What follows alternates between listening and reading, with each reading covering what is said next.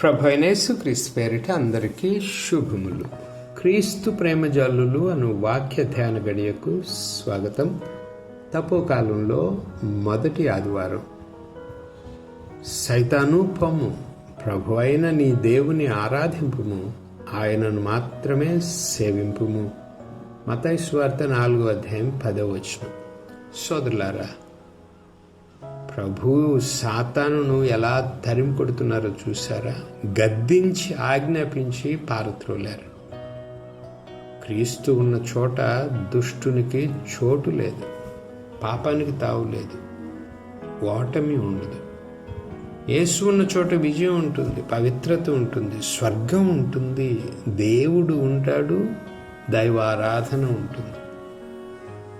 సోదరులారా, యేస్వామి ఉంటే ఎడారి కూడా పుష్పిస్తుంది, పూలవనంగా మారుతుంది, స్వర్గ గృహం అవుతుంది. ఎలా అనుకుంటున్నారా? చూడండి, ప్రభు ఎడారిలో ఉపవాస ప్రార్థనలు చేస్తుంటే సైతాను ఆయనను శోధించడానికి వచ్చాడు. కానీ యేసుస్వామి ఆ శోధనను జయించి సాతానును ఓడించి తరిమివేశారు.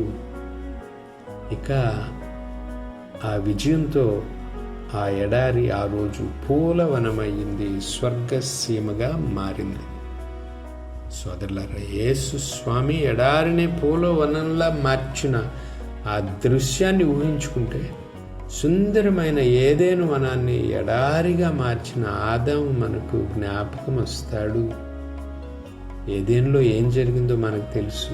ఆదిలో మొదటి ఆదాము ఏదెను వనంలో సాతాను శోధనలకు లొంగి దేవుడు నిషేధించిన చెట్టు పండును తిని ఏదెనును ఎడారిగా మార్చాడు, స్వర్గాన్ని బీడు భూమిగా చేశాడు, దేవునికి దూరమయ్యాడు, నరజాతిని నాశనం పాలు చేశాడు.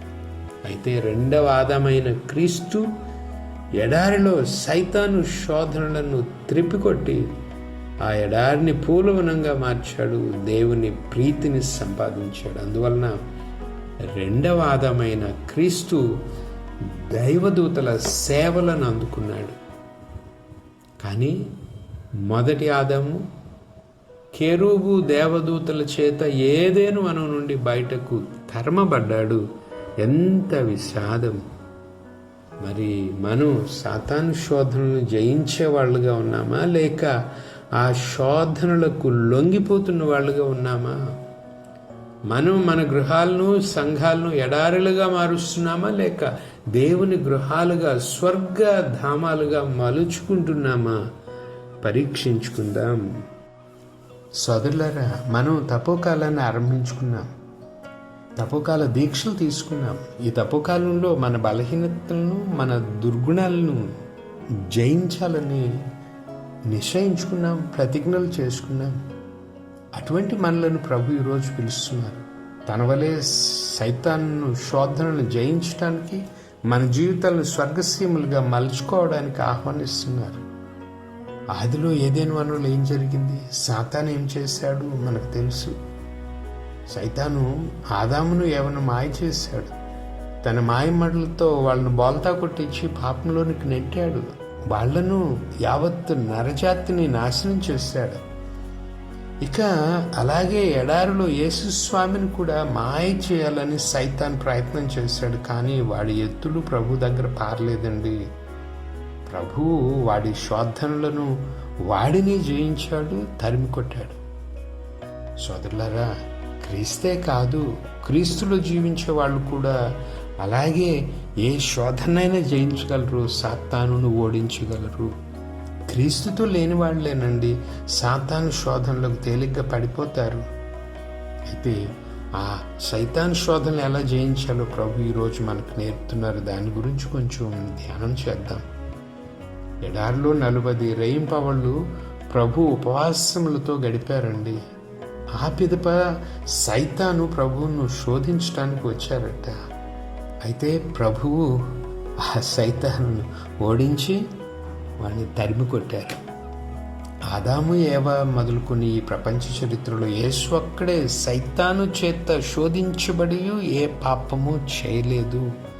పాపము మినహా క్రీస్తు అన్నింట మనతో సరిసమానుడు అని హెబ్రీయులకు రాసిన లేఖ 4:15 అపోస్తలుడు అన్నాడు.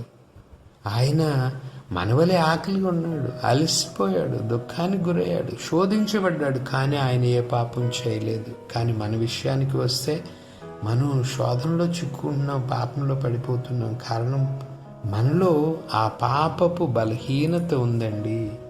ఎందుకంటే మనం పాపంలో పుడుతున్నాం.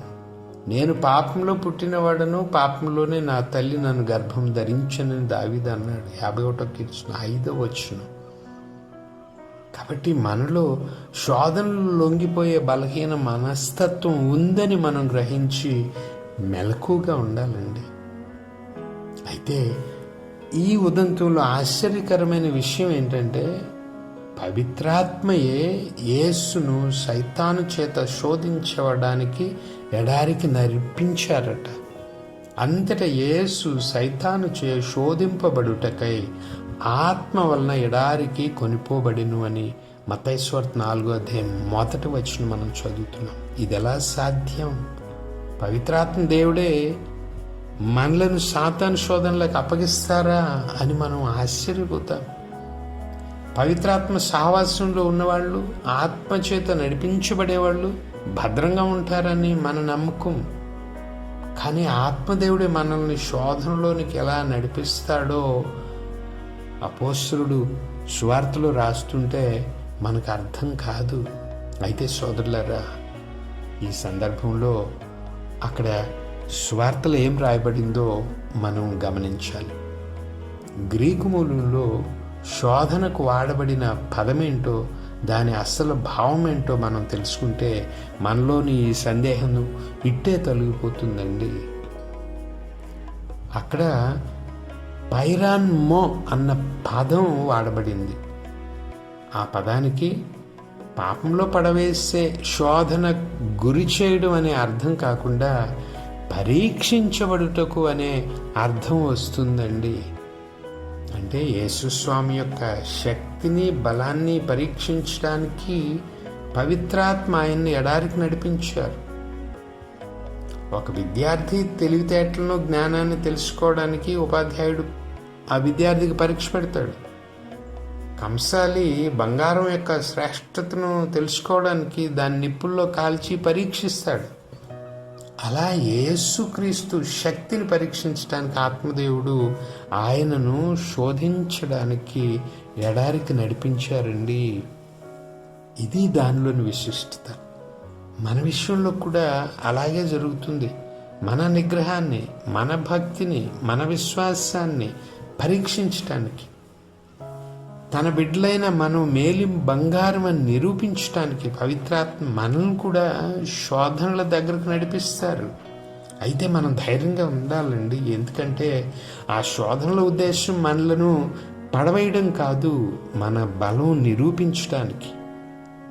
కాబట్టి భక్తులకు, విశ్వాసులకు, ఆత్మలో నివసించే వాళ్ళకు కూడా శోధనలు వస్తాయి, పరీక్షలు వస్తాయి. రావు అనుకోకూడదు. నేను దీక్ష తీసుకున్నా, ఉపవాసాలు చేస్తున్నా, రోజు క్రమం తప్పకుండా దివ్య పూజాబలికి వెళుతున్నా, దివ్య ప్రసాదం తీస్తున్నాను కాబట్టి నాకు శోధనలు రావు అని అనుకోవద్దండి. అది వట్టి భ్రమ. అసలు కొన్నిసార్లు అటువంటి వాళ్ళకే ఎక్కువ శోధనలు వస్తాయి. దేవునికి దగ్గరగా ఉండే వాళ్ళకి ఎక్కువ శోధనలు వస్తాయండి.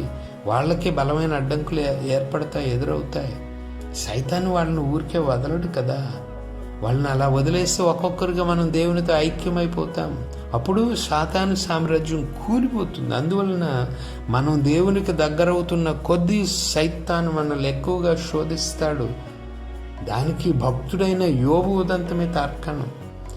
యోబు దేవునికి ఎంత ప్రియుడో అతనికి అంత ఎక్కువ శోధనలు కలిగాయి. అయితే అతడు అంతగా దేవునిలో నిలబడ్డాడండి. అందుకే రెట్టింపు దీవెనకు పాత్రుడయ్యాడు. అలాగే క్రీస్తులో ఉన్న విశ్వాసులు కూడా సాతాను మీద జయం పొందుతారు. అందుకు మనం ప్రభువుకు అంటు కట్టబడాలి. ప్రభువు యోహాను సువార్త 15:5 అంటున్నారు, ద్రాక్షవల్లి యందు ఉండని కొమ్మ దాని అంతటా అది ఫలింపచాలదు, అట్లే మీరును నాయందు ఉండనిచో ఫలింపచాలరు అని. ఆ మాటలను గుర్తుంచుకుందాం. ఇక సోదరులారా, ఎడారిలో ప్రభు కలిగిన ఆ 3 శోధనల గురించి కొంచెం ధ్యానం చేద్దాం. మొదటి శోధన, నీవు దేవుని కుమారుడు అయితే ఈ రాళ్లను రొట్టెలుగా మార్చు. సైతాన్ ముందుగా ప్రభు శరీరాన్ని టార్గెట్ చేశాడండి. ఇది శరీరాశ అనే అస్త్రం. Our bodies are easy targets. మనం మట్టి నుండి వచ్చిన ఈ బలహీనమైన శరీరంతో సృజించబడ్డాం కాబట్టి ఈ శరీరము ఎంత ఈజీ టార్గెట్ అవుతుంది. మన దేహాలని, శరీరాలను కాపాడుకోవడానికి మనం కొన్నిసార్లు ఎంతకైనా దిగజారుతాం. అందుకే ప్రభు ఆకలిగా ఉన్నటువంటి చూచి, నీవు దేవుని కుమారుడు అయితే ఈ రాళ్ళను రొట్టెలుగా మార్చు, తిను అని సైతాన్ అన్నాడు. ఈ శరీరాన్ని రక్షించుకోవడానికి ప్రభు ఏమైనా చేస్తాడని సాతాను భ్రమ. అయితే ఆడు ఇలా అనడంలో 2 ఎత్తులు ఉన్నాయండి. మొదటి ఎత్తు, నువ్వు దేవుని కుమారుడు కాబట్టి రాయిని రొట్టెగా మార్చగలవు అన్న అహంకారాన్ని ప్రభువులో రెచ్చగొడుతున్నాడు. నీకు ఆ శక్తి ఉంది, దాన్ని నిరూపించుకో అన్న ఆలోచన ఆయనలో కలిగిస్తున్నాడు.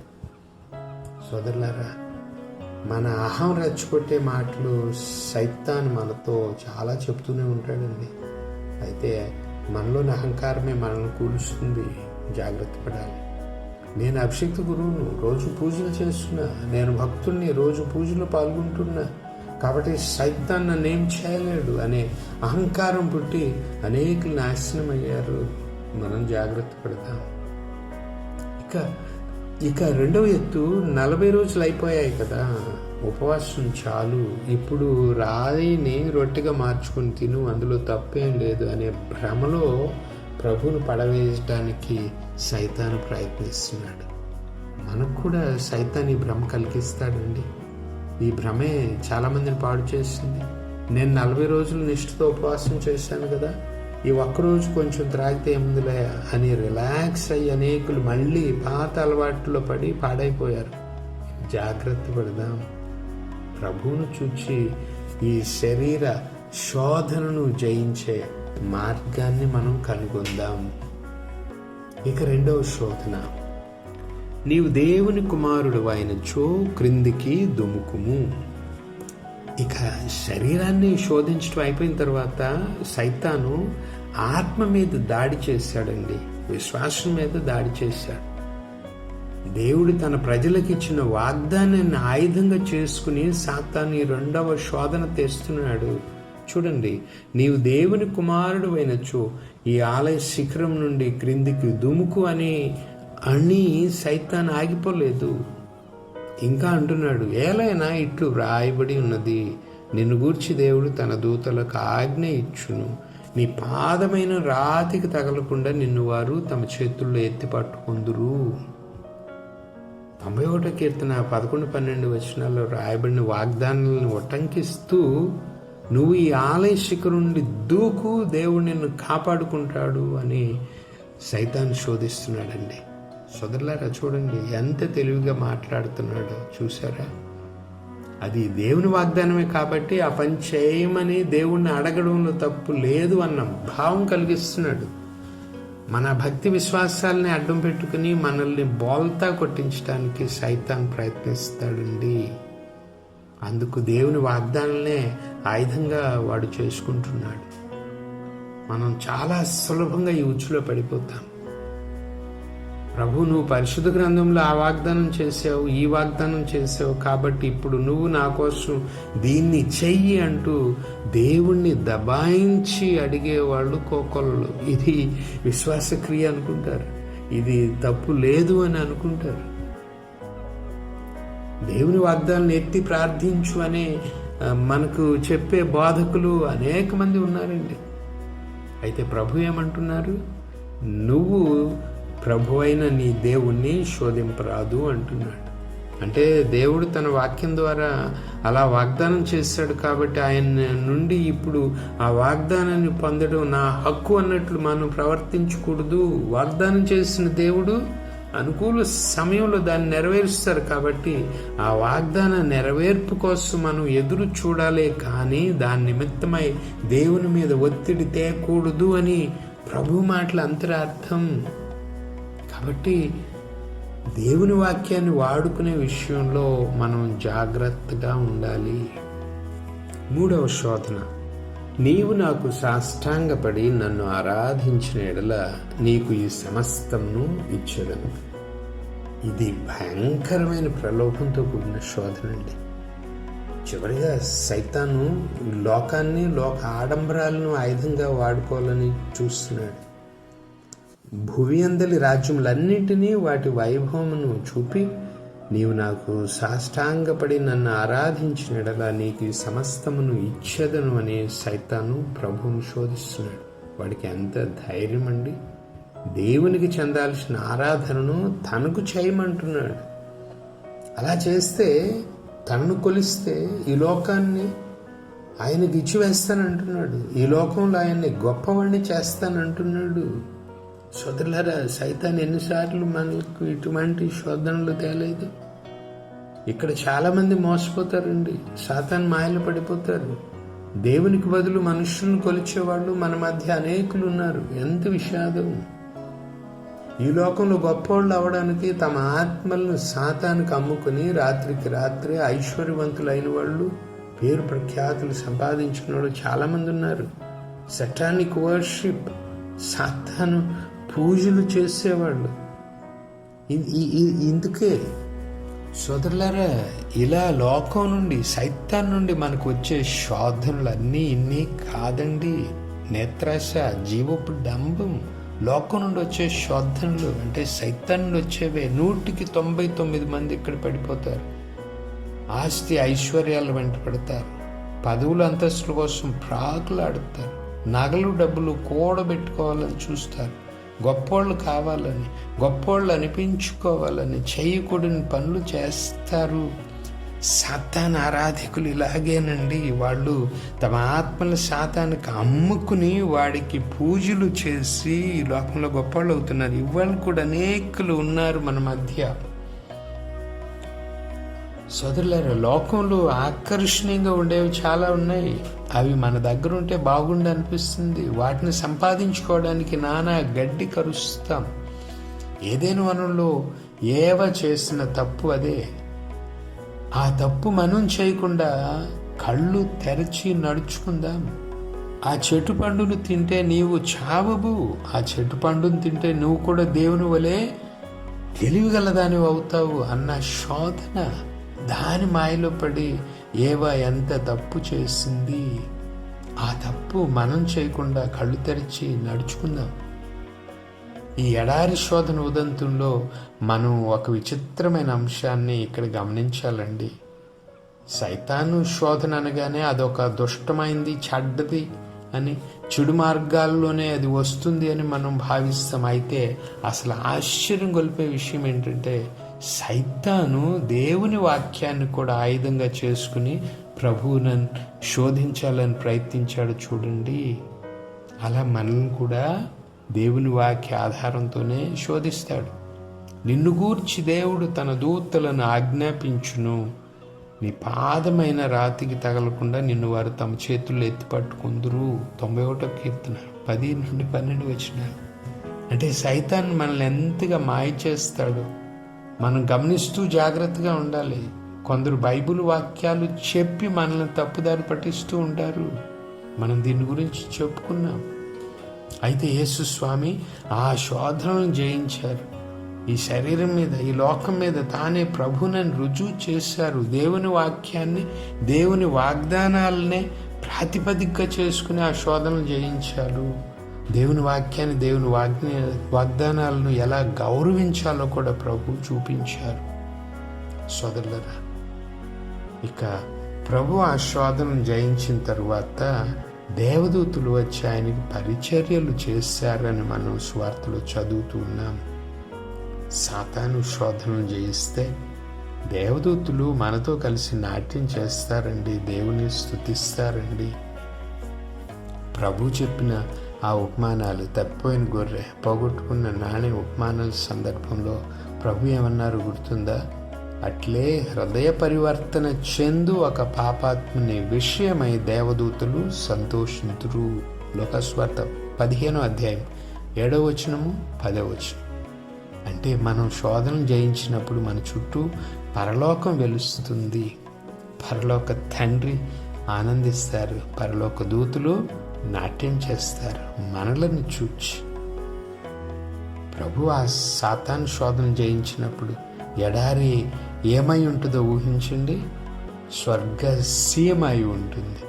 అక్కడ దేవదూతలు ప్రభు చుట్టూ పరివేష్టించగా స్వర్గముల ఎడారి మారిపోయి ఉంటుంది. ఇక ఆ సందర్భంలో మనకు ఒక దృశ్యం కళ్ళ ముందు ప్రత్యక్షం అవ్వాలి. మొదటి ఆదాము సర్పం ముందు లొంగిపోవటం వలన ఎడారిగా మారిన ఏదేను వనం, ఆ దృశ్యం మన కళ్ళ ముందు ప్రత్యక్షం అవ్వాలి. అయితే ఈనాడు క్రీస్తు ప్రభు ఆ సాతాను జయించటం వలన ఆ ఎడారి పూలవనంగా మారింది, స్వర్గ గృహం అయింది. సోదరులారా, శోధనలు జయించినప్పుడు మన విషయంలో కూడా అదే జరుగుతుంది. మోడు వారిన మన జీవితాలు చిగురిస్తాయి. ఎడారిలా మారిన మన హృదయాలు పూలు పోస్తాయి, పూలు వనుల్లా మారుతాయి. కాబట్టి ఈ తప్పు కాలంలో మన ఆత్మ జీవితాలను పుష్పించి పరిమళింపు చేయడానికి ప్రయాసపడదాం. ప్రభు శక్తిని కోరుదాం, ఆత్మ అభిషేకాన్ని అభిలషిద్దాం. ప్రభు కృప సదా మనకు తోడైండును గాక. ఆమెన్. పితా పుత్ర పవిత్ర ఆత్మ నామమున ఆమెన్.